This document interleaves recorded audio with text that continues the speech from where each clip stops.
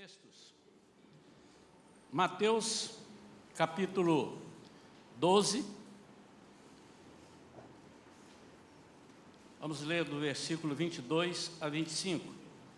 E depois em Marcos, capítulo 3, versículos 24 e 25. Mateus 12, a partir do 22.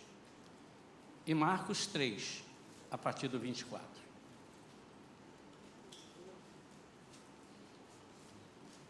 Depois disso, aconteceu que lhe trouxeram um endemoniado, cego e mudo.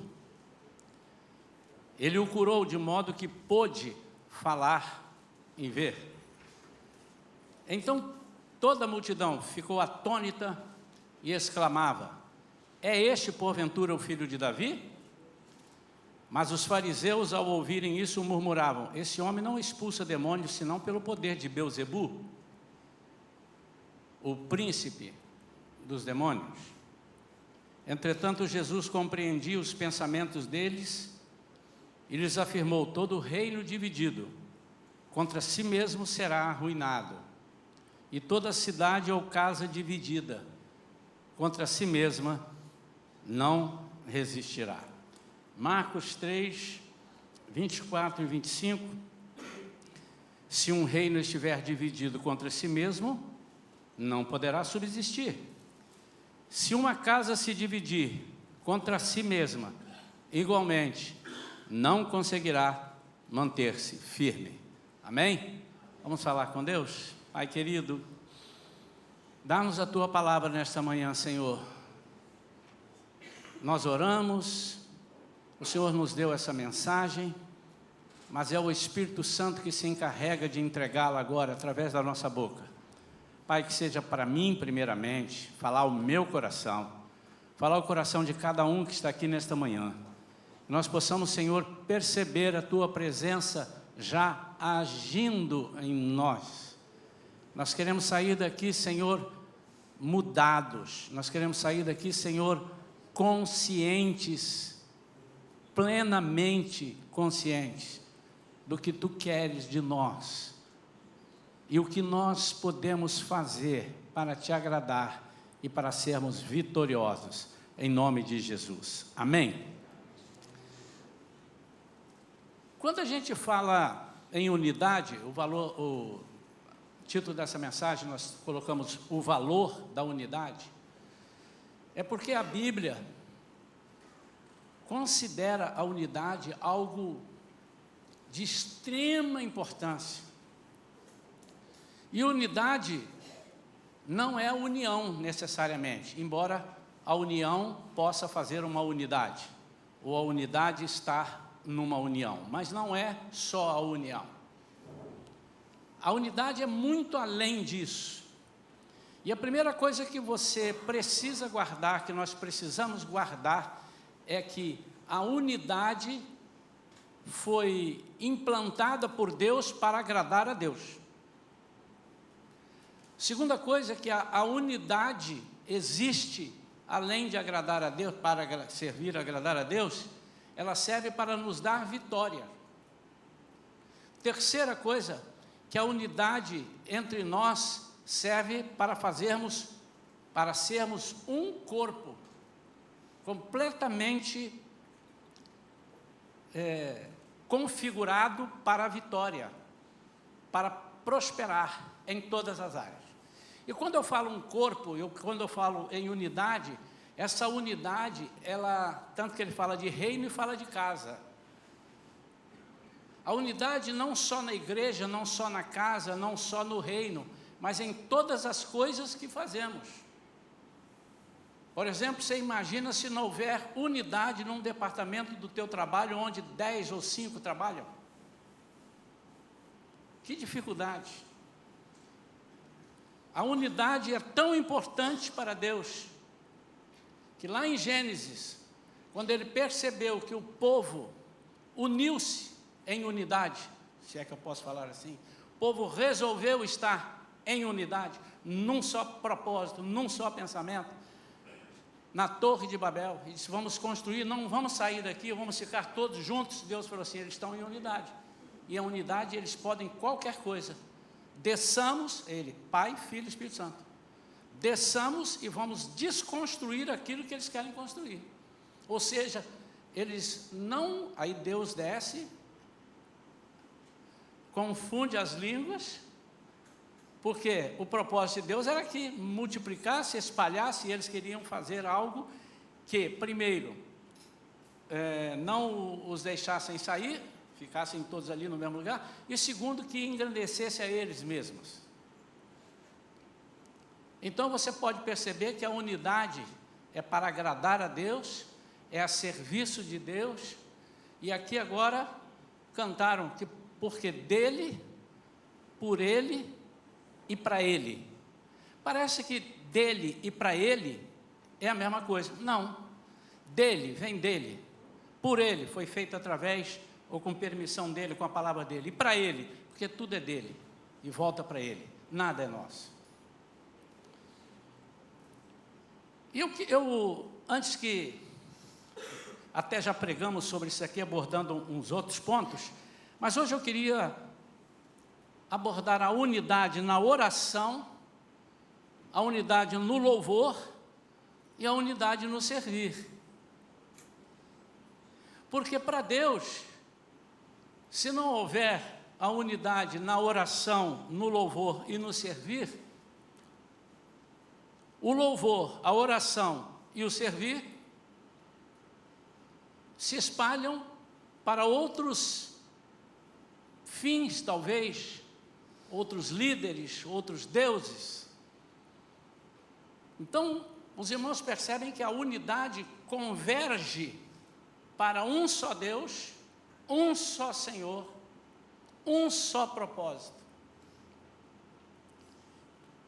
E o mais interessante é que, embora seja para Deus, todos nós somos beneficiados com a unidade. Imagine um corpo sem unidade. Pare só um minuto para pensar. E em Romanos, o apóstolo Paulo dá exemplo da unidade usando versículos, temas em Romanos sobre o corpo. E é muito interessante porque nós nunca pensamos, né? Essa posição que eu fiz aqui agora foi toda combinada com o corpo. Porque eu estava assim e cansei e resolvi ficar assim. Se esse pé disse assim, não, eu quero ficar do lado de cá. Aí esse, mas eu quero ficar do lado de cá. E eu ia ficar assim.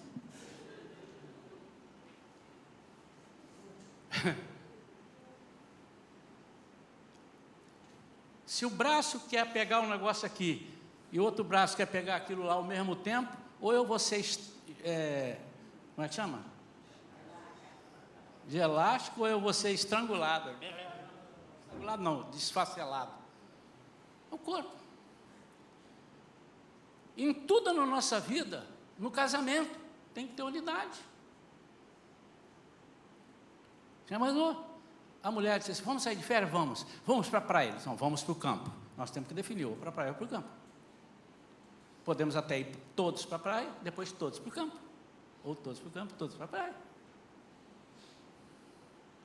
Mas se a mulher disse assim, não, tudo bem, eu não me importo, eu vou para a praia e você vai para o campo. Não houve unidade. Já começa a separar aquilo que... E alguém poderá aí estar anotando e falar assim, mas a mulher trabalha ali, o homem trabalha lá, por uma unidade, para construirmos um casamento, construirmos um lar, construirmos... Então, unidade não significa que estão todos juntos, mas estão todos cooperando para que o corpo funcione junto. Amém ou não amém? Em Atos capítulo 2, versículos 1 a 4, fala sobre a unidade na oração. E dentro de cada oração há um propósito, ou pelo menos precisa ter. Ou você ora para agradecer, ou você ora para exaltar, ou você ora para receber, mas há um propósito. E em Atos capítulo 2, diz assim, ao completar-se o dia de Pentecoste, estavam todos reunidos, num só lugar. Em outras versões diz assim, unânimes em oração. De repente veio do céu um barulho semelhante a um vento soprando muito forte, e esse som tomou conta de toda a casa, porque todos estavam reunidos num só propósito. Então todos viram distribuídas entre eles línguas de fogo, não alguns, mas todos viram. E pousou uma sobre cada um deles. Ninguém ficou sem receber. E todas as pessoas ali reunidas ficaram cheias. Quem ficou cheio? Todas as pessoas ficaram cheias do Espírito Santo. E começaram a falar em outras línguas, de acordo com o poder que o próprio Espírito lhes concedia que falassem. Irmãos, eles foram para ali por um propósito. Quando Jesus disse para eles: permanecei, contudo recebereis o poder do Espírito Santo ao descer sobre vós e sereis minhas testemunhas, versículo 8.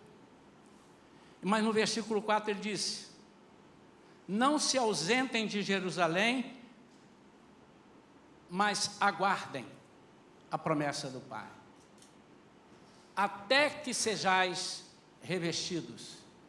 Eles estavam ali. Agora eu creio que nessa unidade de oração, eles oravam com palavras diferentes, mas com um só foco: ser cheios do Espírito Santo. Então, o que é a unidade na oração? É quando nós usamos diversas palavras, nós fazemos diversas colocações, cada um com o seu jeito de falar, mas todos com um propósito ao que se foi proposto. Um exemplo de desunidade, não existe esse termo, não existe? Se existe, está no dicionário da Shalom a partir de agora. Falta de unidade na oração. Um exemplo. E de vez em quando isso acontece, porque nós não estamos ligados ou não entendemos. Irmãos, nós vamos orar agora, porque nós precisamos de clamar e exaltar o nosso Deus. Então nós teremos oração de exaltação. E aí pegamos um versículo bíblico que fala de exaltação. Por exemplo, pode ser 2 Crônicas, capítulo 20, que fala lá: tu és Deus no céu, tu és... Ou podemos pegar outros versículos que digam que o Senhor é o Todo-Poderoso, e colocamos: este é o versículo. E de repente nós estamos orando e um entra: Senhor, quero te pedir pelo meu emprego. Falta de unidade. Mas o Senhor ouve, sim, mas o propósito é ter uma unidade. Imaginem, irmãos, se ali no Pentecoste, os irmãos que estavam ali orando, segundo a orientação, e vocês conhecem como Jesus preparou aquele povo, e disse: fiquem ali, vocês vão ser cheios do Espírito Santo, para um propósito, para o propósito de sair. O propósito de evangelizar, o propósito de ser minha testemunha, serem minhas testemunhas. Imaginem, eu não estava lá, nem você, mas eu sei mais ou menos, pelo descrever dos versículos, eu sei como é que eles oraram. Mas eu não tenho dúvida que eu sei. Primeiro eu vou dizer como eles não devem ter orado. Senhor, nós estamos aqui para fazer um trabalho, e olha, eu já estou pensando aqui o dia que eu chegar numa cidade, Senhor, que as pessoas não me receberem. Senhor, livra o bandido da minha frente. É uma oração interessante, ela cabe, mas não aqui, naquele momento. Senhor, eu vou sair de casa, e vou deixar muitas vezes a minha mulher, porque eu vou sair em caravana com os discípulos, e vou deixar minha mulher. Então, não deixe faltar nada lá em casa, comida. Cuida do meu cachorro. Porque tem gente que fica preocupada. Cuida das minhas ovelhas, dos meus porquinhos, porquinho não, que o judeu não gostava de porco, né? Dos meus camelos, enfim. Embora você possa dizer: pastor, mas isso está embutido. Não, mas o propósito da oração é o seguinte: enche-nos do Espírito Santo, e todas estas coisas vos serão acrescentadas. Esse versículo eu estou adaptando, porque faz parte de um contexto. Busque primeiro aquilo, as outras coisas não vão faltar. O que adianta você pedir a Deus para te livrar do inimigo, se você não está ali cumprindo o propósito de ser cheio do Espírito Santo? Então, a primeira coisa que nós temos que aprender a ter unidade na oração. E quando a igreja coloca, ou quando a sua família coloca alguma coisa para orar, quando você tem 2, 3 no seu trabalho, gente, vamos orar aqui, porque o negócio está ficando muito feio, está ficando ruim.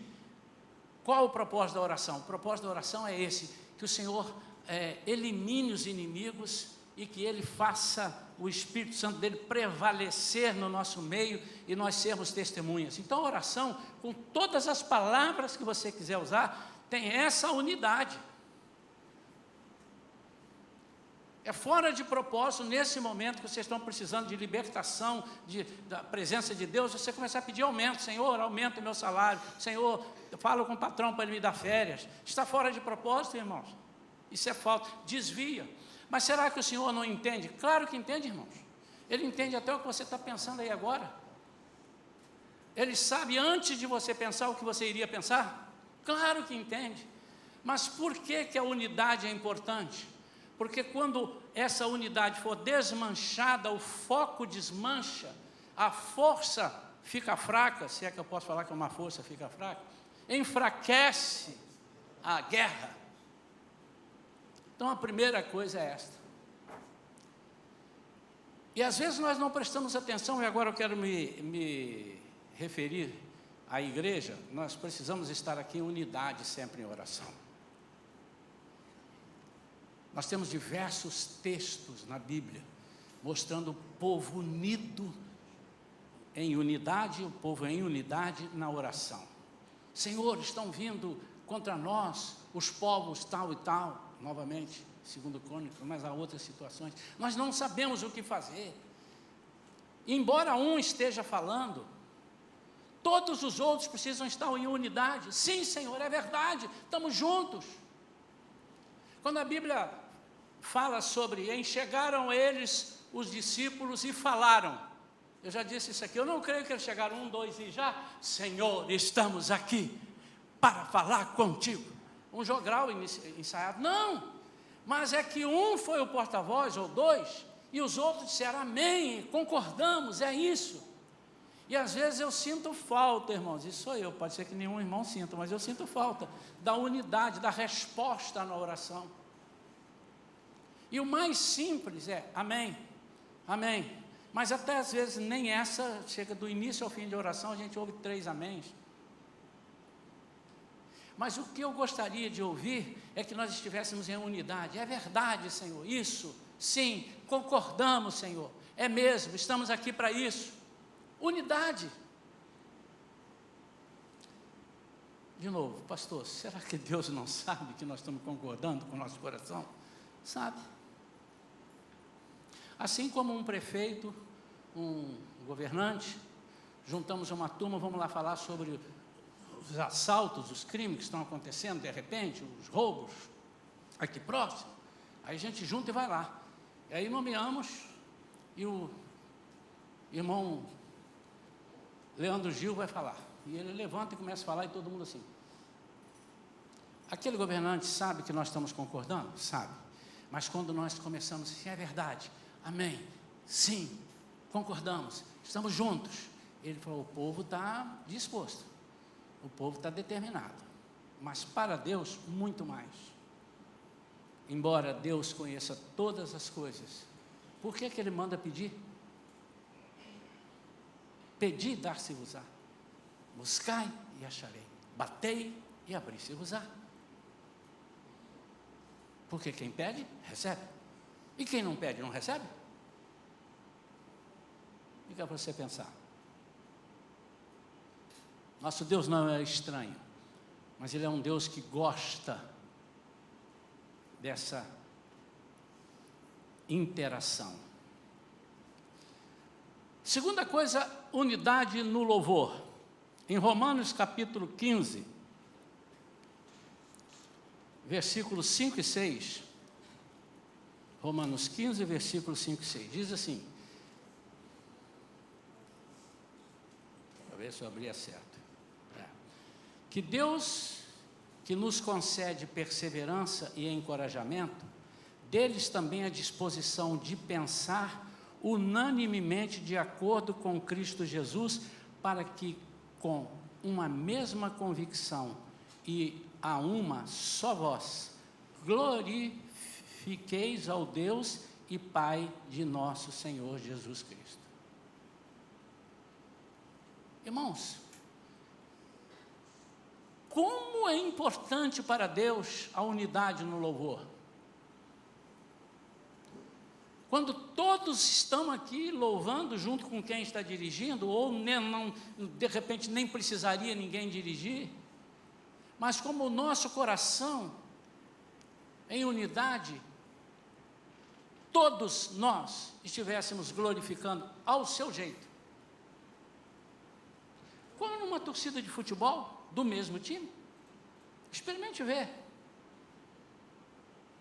Eu estava vendo um jogo um dia ali do Davi com Golias, né? um timeco, a torcida dele cabia dentro de uma Kombi, naquele local ali. É um time que estava lá no outro estado. Para que os irmãos não pensem que eu estou falando, é um time da divisão B. Aí jogando lá com o outro que estava em primeiro lugar. E de repente ele fez um gol. Tinha um que parecia que a boca dele ia virar para o lado de cá, de tanto que ele abria a boca e gritava. E o outro do lado dele, com a camisa do mesmo time. E aí o outro disse, com a mão assim, era o jeito dele. Mas eles estavam ali, dentro daquilo ali. O que eu não concebo é a ideia de nós estarmos em adoração e um está adorando e o outro está dormindo. Isso eu não... A não ser que você esteja orando em línguas e dormindo, né? Mas não é o tempo próprio. Não é o tempo próprio. Até porque não é para orar em línguas, embora você... deixa eu retificar. Não é só para orar em línguas. Você pode adorar e estar orando em línguas e tal, adorando ao Senhor. Mas é desejável que todos nós estejamos dizendo, concordo. Vocês não vão fazer isso no louvor, tá, irmãos? Senão você vai atrapalhar quem está dirigindo. Cada palavra daquela ali no seu coração esteja dizendo concordo. Então você cante como se concordasse. Desafinado ou não. E uma palavra para os desafinados. Quando Jesus nos levar, todos receberemos um corpo sem defeito. Inclusive, receberemos a afinação na voz.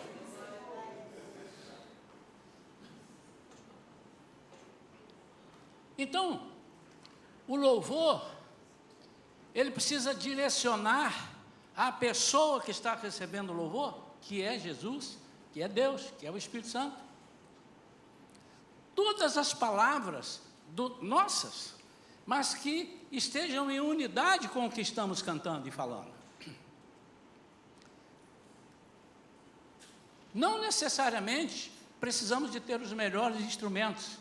E aqui na igreja, nem sempre nós estamos com todos os músicos apostos, porque temos poucos, mas isso não pode ser a coisa mais importante, porque o dia que você precisar de uma banda que quando ela entra toda, aí você começou a arrepiar, tem alguma coisa errada, irmão. Se essa banda não tocar, você não arrepiou. Gente, cadê a banda para me arrepiar? Tem alguma coisa errada. Mas você pode se arrepiar quando eu vejo uma música, um negócio assim, eu fico emocionado. Quando é um negócio ungido, eu chego a chorar. Por quê? Porque eu estou em unidade com aquilo que está ali. Terceira coisa, unidade no servir.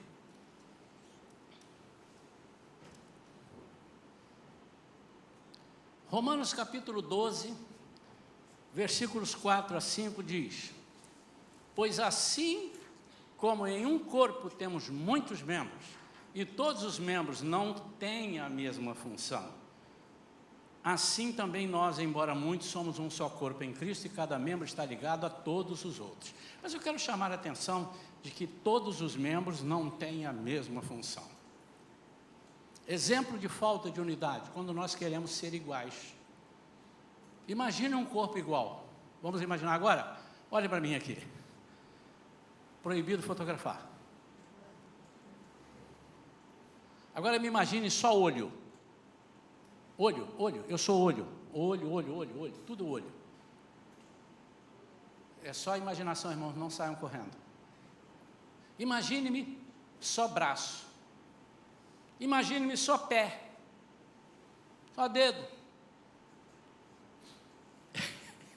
Eu ia falar uma coisa aqui. Imagine-me só nariz. Você já deve ter imaginado. Que coisa estranha, irmãos. E muitas vezes nós queremos neutralizar o agradar a Deus, querendo fazer aquilo para o qual não fomos chamados.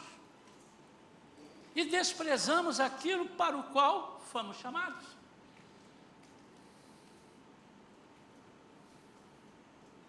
Nós temos que entender o mistério do dedo. Alguém um dia falou assim: se eu fosse Deus, eu punha os olhos na ponta do dedo. Ele fazia assim, ó. Ele olhava. Eu ia procurar um negócio no bolso, metia o dedo lá dentro, assim, ó. Ele enxergava tudo e eu tirava. Aí um dia ele foi meter o dedo no bolso, tinha um alfinete, um clipe, ele, pum, furou o dedo. Ele falou: ó, se você tivesse o dedo no olho, já tinha furado o olho. O olho no dedo, você já tinha furado o olho. É apenas uma brincadeira, mas para nós percebermos que o dedo tem o seu lugar, a unha tem, arranca um pedaço da unha fora do normal, irmão. Eu queria que os irmãos não pensassem que essa pregação está sendo uma brincadeira, mas comece a pensar que Deus colocou você, meu amado, para fazer uma coisa que você sabe fazer e pode fazer muito bem, e que sem você, talvez o trabalho não fosse completo, embora você nem apareça. Eu trabalhava em um banco lá em São Paulo, muitos anos atrás, e houve uma greve de faxineiros. Os faxineiros não foram trabalhar. Irmãos, o diretor-geral já estava apavorado, ele de terno tendo que catar lixo no chão para guardar não sei aonde, porque todo mundo falou assim: ó, temos cada um tirar o seu lixo. E uns faziam assim, ó. Outros falavam, eca. Quando ele chegava no banheiro para tirar o papel higiênico, então, eu falei: meu Deus do céu, ninguém merece. Aí eles viram a importância do faxineiro, daquele que limpa, daquele que arruma. Mas se o diretor-presidente não estivesse para dar as normas, talvez os faxineiros, e fechasse a empresa, talvez os faxineiros não tivessem os seus empregos. Corpo, unidade. Assim também nós, embora muitos somos um só corpo em Cristo, e cada membro está ligado a todos os outros. Ai, irmãos, isso é tão sério. Porque se não tivesse ligado, não causaria tanto dano. Mas nós estamos ligados. E meu olho chora quando meu dedo bate lá no extremo sul. Lá no extremo sul.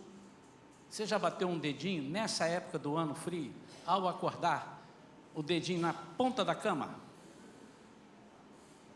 A lágrima não sai lá, sai aqui. A boca grita, ai! A mão imediatamente vai para onde? Para o dedinho. Ai! Corpo. Imagina, eu bato o dedo, vizinho, vem aqui pôr a mão no meu dedo. É outro corpo. Quantos irmãos estão entendendo? E às vezes nós fazemos com o nosso corpo o que alguns motoristas fazem na rua. A Vera gosta muito de falar assim: esse aí não está acostumado a andar de ônibus, porque senão ele não passava de carro assim na lama, jogando lama em todo mundo. Ele não sabe o que é que está no ponto de ônibus esperando o ônibus. Ela fala isso. E é verdade. Porque a pessoa que está acostumada a pegar ônibus, andar na rua, andar a pé, ele sabe que quando você está chegando perto de uma poça, você precisa parar, que você vai dar um banho no outro. E muitas vezes nós não estamos ligados.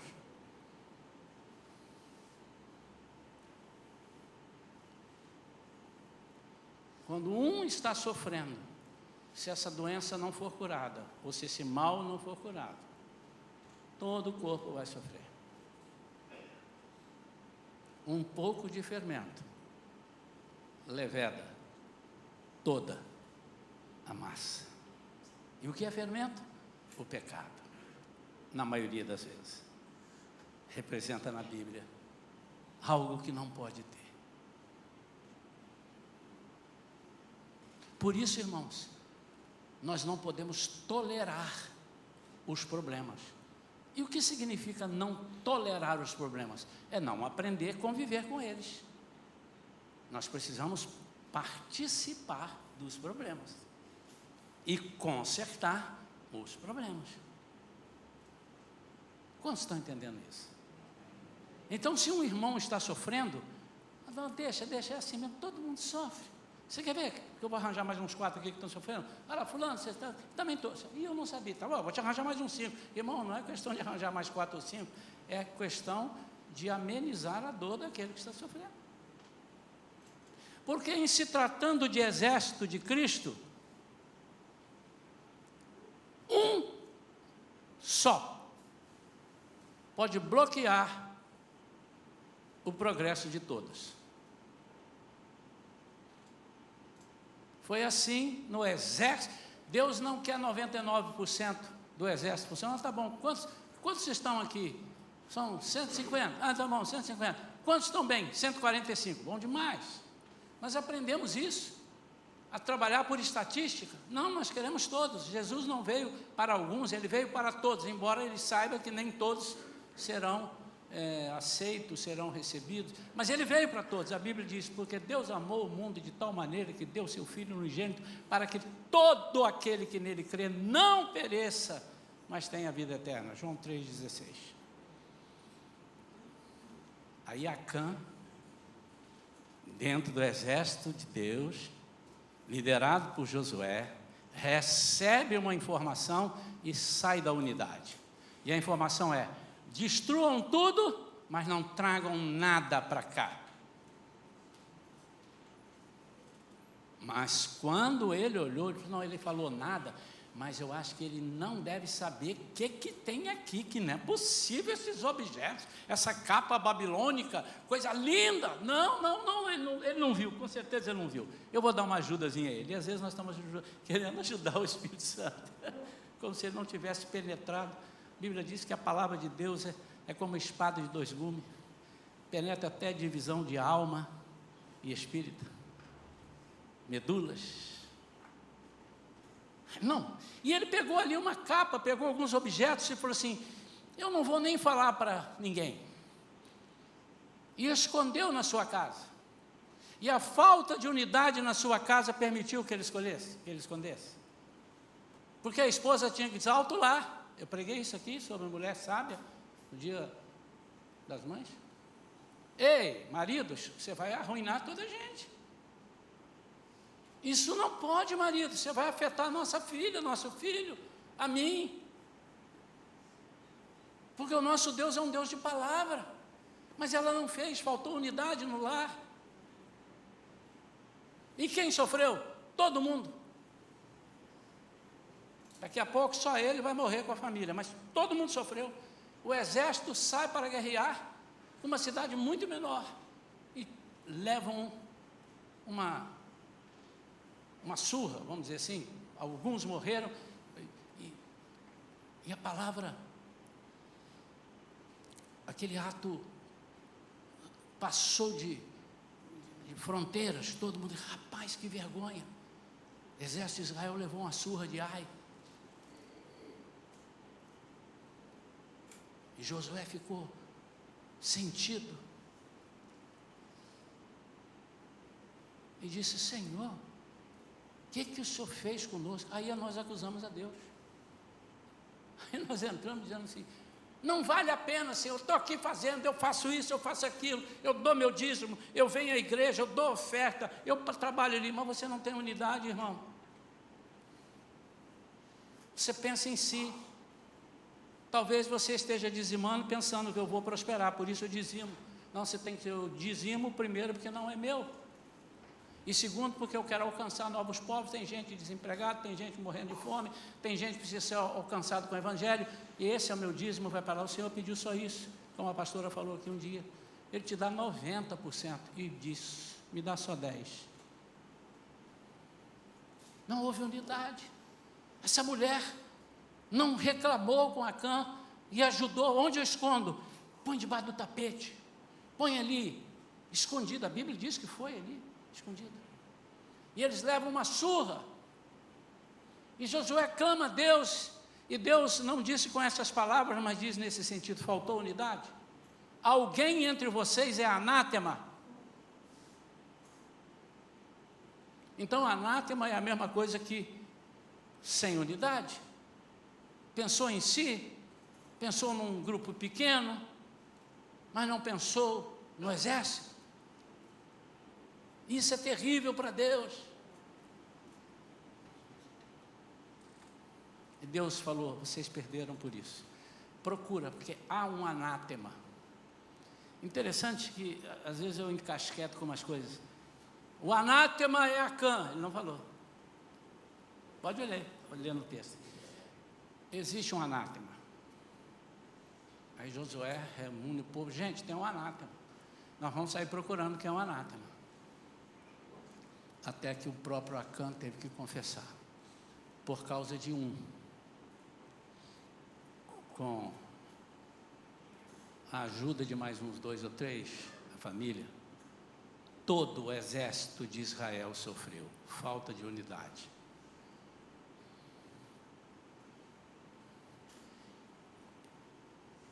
Todo o exército sofreu, mas Deus também sofreu, porque Ele viu um povo estranho debochar do povo dele.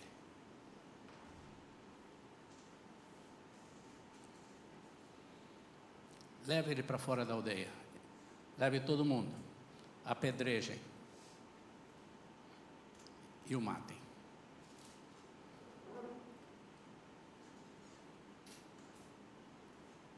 Pronto, agora vocês estão em condição, porque agora vocês estão em unidade, podem caminhar. Serei com vocês. Para concluir, irmãos,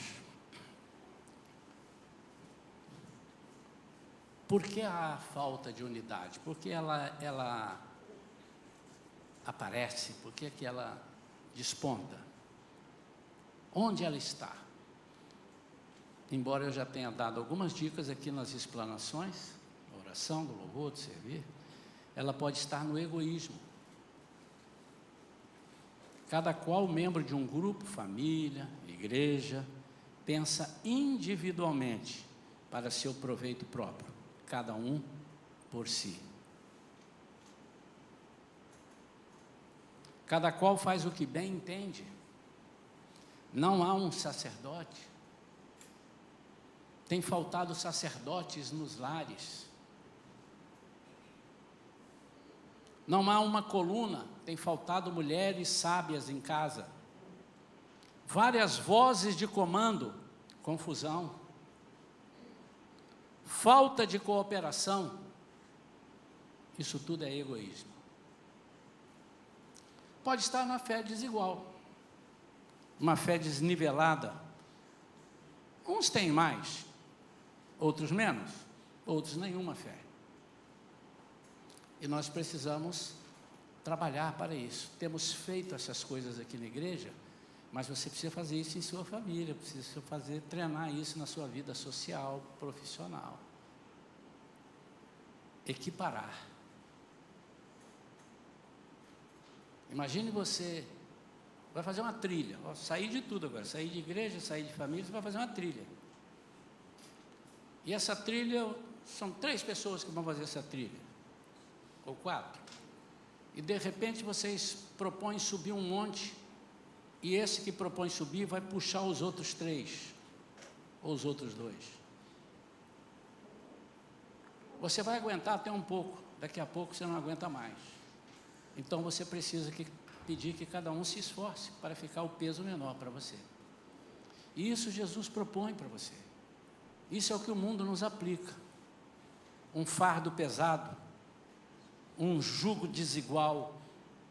Mas Jesus disse: eu tenho para dar para vocês um jugo suave e um fardo leve. Pode estar na falta de humildade ou na necessidade que a pessoa tem de autoafirmação. Embora Jesus tenha dito, eu e o Pai somos um, ele disse isso. Mas como missão aqui, ele reconhecia a soberania do Pai. E ele disse lá em Filipenses 2, 5-8, assim: tende em vós o mesmo sentimento que houve também em Cristo Jesus, o qual, tendo plenamente a natureza de Deus, não reivindicou o ser igual a Deus, mas pelo contrário, esvaziou-se a si mesmo, assumindo plenamente a forma de servo e tornando-se semelhante aos seres humanos. E por fim, a falta de unidade pode estar na desobediência. Quando eu decido fazer diferente, movido por algum sentimento contrário, raiva, inveja, vingança, cobiça, aí é desobediência. E Deus abomina a desobediência. Mas Deus ama a obediência. Por quê? Deus preparou tudo certinho, irmão. Tudo certinho. E disse: se obedecerdes a minha voz. Quando eu falo desobediência, eu falo desobediência máxima. Ninguém pode desobedecer uma pessoa que ele vê e dizer que obedece a Deus. Não há sentido, você não quer que eu acredite nisso. Mas quando nós obedecemos a palavra, ele está dizendo aqui, ó, faz o que eu estou mandando e vai tudo dar certo. Meu irmão contou uma vez que ele comprou um carro novo, e aí ele percebeu que, ele ouviu umas pessoas falando, ele leu que se enchesse um pouco mais os pneus do carro, o carro andava melhor, economizava gasolina, e ele fez aquilo. Ele encheu, vamos lá, 32 libras, ele botou 36. E quando ele chegou numa pista que ele freou, o carro sambou, ele foi embora, parecia que não parava. E ele ficou apavorado. E ele chegou no borracheiro e disse: como é que está? O que é que houve? Meu carro não parou, tem alguma coisa no freio? Ele olhou e disse: não, esse carro está com 36 libras, ele é 32. Ué, mas eu não posso porque ele fica mais... Não, a fábrica programou 32 porque testou com 32. Se você botar 36, ele vai ficar... Ele não vai grudar no chão, ele tem um monte de coisa que o engenheiro bolou. Não faça diferente. Aí ele aprendeu. Ele disse: se o manual está dizendo, sempre tem um inteligente que disse: não, mas é melhor, bota 36, que ele vai voar. Vai voar lá para o buraco. Porque ele está para botar 32. Mas se você colocar 32, observe também as outras regras. Porque não é porque você vai botar 32 no pneu que não vai te acontecer nada. Tem a direção, tem o câmbio, tem um monte de coisa. Quero orar pela sua vida, meu amado e minha amada, nesta manhã, para que Deus possa ter falado, mas essa palavra crave dentro do seu coração, e você diz: aprendi o que é unidade. Quando você é solteiro, você é unidade com seus pais. E quando você casa, você passa a ser unidade com a sua esposa ou seu marido. E com seus filhos que vierem. Unidade. Não significa dizer que quem vai mandar é o filho. Mas o filho vai falar e você vai precisar de ouvir. Porque muitas vezes ele está sabendo de uma coisa que você não sabe. Mas nunca perca, você é o sacerdote. Sua esposa é a coluna. E os filhos são bênçãos de Deus. Bênçãos, não maldição. Vamos ficar de pé, queridos.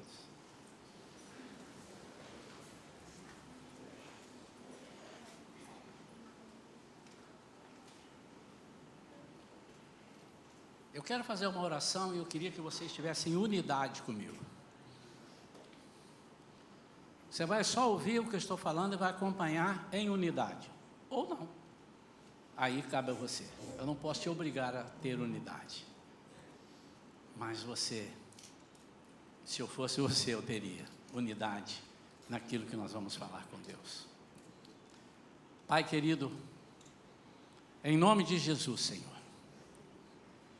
nós nos colocamos como corpo unido, corpo em unidade, conforme fala em Romanos capítulo 12, que lemos.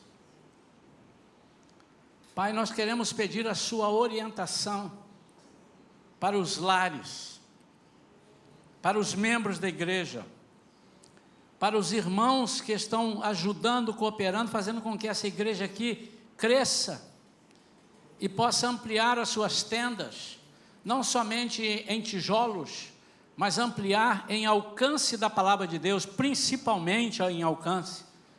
Pode ser que nunca saiamos de um templo que caiba 150, 200 pessoas, mas que a nossa palavra alcance 1 milhão de pessoas, 2 milhões de pessoas, espalhadas pela face da terra.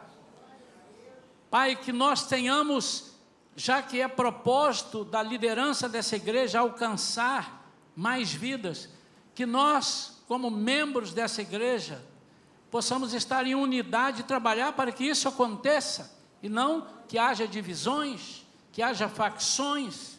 Ao contrário, Senhor, que nós tenhamos vontade para que o Teu reino prospere e o Seu nome seja elevado sobre toda a terra, sobre a nossa vida.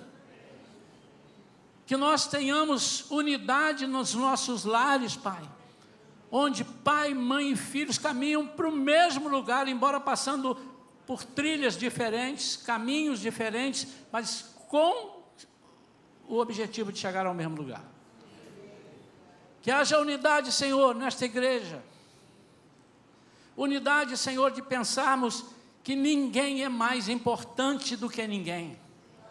E ninguém é inferior a alguém também, não há inferioridade. Que haja unidade, Senhor, de entendermos que precisamos aprender a Tua palavra, sem ela nós não subsistiremos, seremos engolidos pelo inimigo. Que haja unidade, Senhor, para caminharmos em amor, sem arrogância,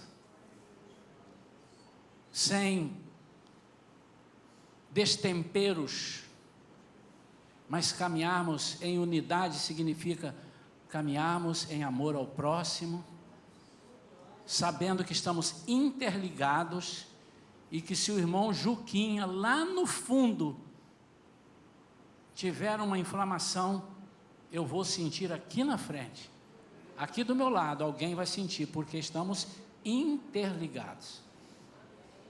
Então, Pai, que nós tenhamos coragem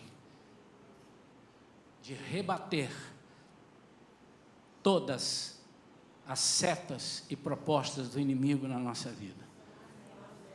Propostas que dizem, você é capaz, você é o tal, você é melhor. Nenhum de nós é. Há um só que é superior a todos, que é o Senhor Jesus Cristo. A Ele a honra, a glória, a majestade, a exaltação, porque dele, por Ele e para Ele são todas as coisas. Em nome de Jesus. Amém. Vamos aplaudir o Senhor.